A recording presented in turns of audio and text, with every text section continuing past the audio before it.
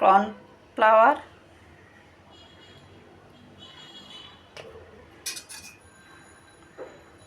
এই চামচে 3 চামচ কর্নফ্লাওয়ার গুলে নিলাম।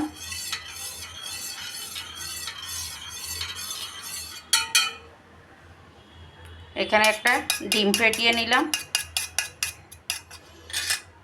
তো আমি যাই তৈরি করি আমি 2 জনের আন্দাজে করব। আপনারা চাইলে বেশি জনের জন্য বানাতে চাইলে বেশি বানাবেন। 2-4 জনের জন্য বানাইলে এই চামচে 6 চামচ কর্নফ্লাওয়ার গুলে নেবেন আর 2টা ডিম ফেটিয়ে নেবেন। তো চুলায় ফ্রাই প্যান দিয়ে দিলাম, দিয়ে দিচ্ছি রসুন কুচি,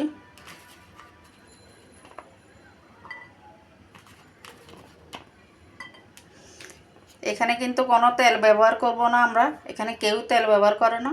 তো একটু নেড়ে চেড়ে নিচ্ছি।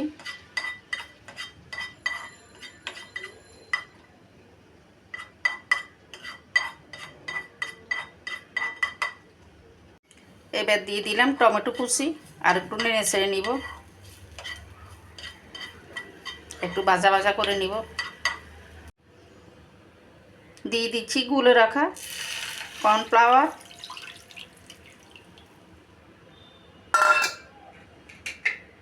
তো দিয়ে অনবরত কতক্ষণ নাড়তে হবে, নাহলে দলিয়ে যেতে পারে।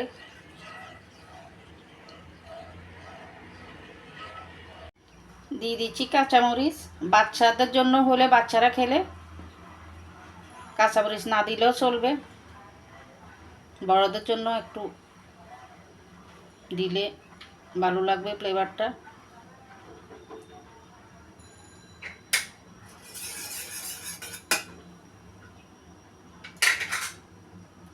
দিয়ে দিচ্ছি লেবু,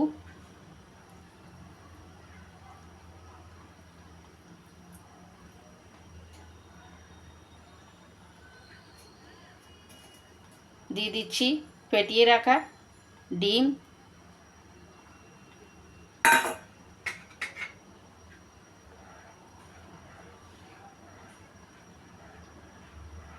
এখন হয়তো বুঝতে পারতেছেন আমি কি বানাচ্ছি।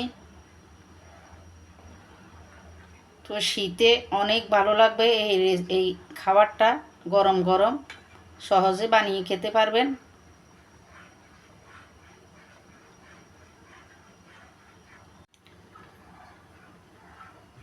তো তৈরি হয়ে গেল আমার অতি মজার, অতি সহজে প্রন এগ স্যুপ।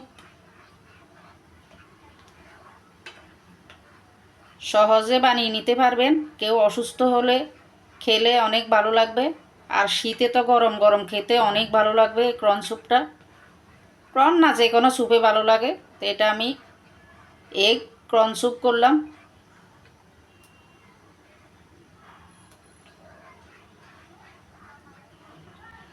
তো তৈরি হয়ে গেল আমার স্যুপ। এবার টেস্টিং সল্ট আর সস মিশিয়ে নিব। টেস্টিং সল্ট না থাকলে আপনারা ঘরে থাকা লবণ একটু মিশিয়ে নেবেন, যে যে পরিমাণ খান প্রয়োজন মতো একটু মিশিয়ে নেবেন। তা আমি টেস্টিং সল্ট আর সস দিয়ে দিলাম, মিশিয়ে নিচ্ছি।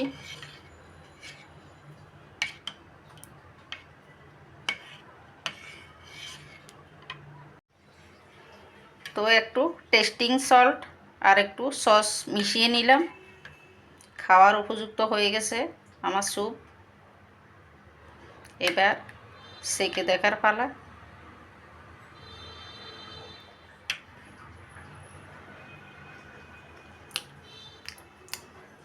ভালো হয়েছে।